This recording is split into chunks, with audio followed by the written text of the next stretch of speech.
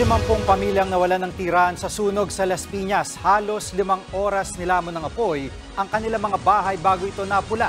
Nasa frontline ng balitang yan si Brian Castillo. Makapal na usok mula sa sunog ang gumising sa mga residente ng Barangay Pilar Village sa Las Piñas City alas 8:30 kaninang umaga.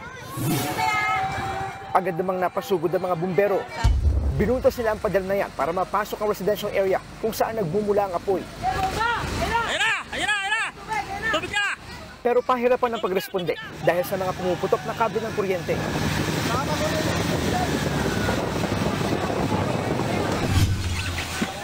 Kaya ang ibang bumbero umakyat na sa bubong. Sa likod nagmumula no? Sa baba? Kanya-kanya na ring buhat ng mga batya at balde ang mga residente para tumulong sa pagapula ng apoy. Halos wala namang naisalbangin ng residente sa bilis ng paglaki ng apoy.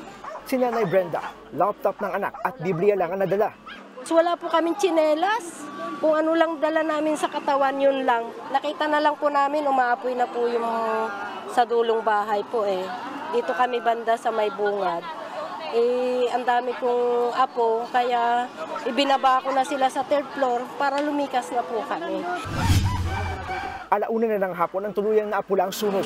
Wala namang nasaktan, pero nasa 30 bahay ang natupok. Higit 50 pamilya ang nawalan ng tirahan.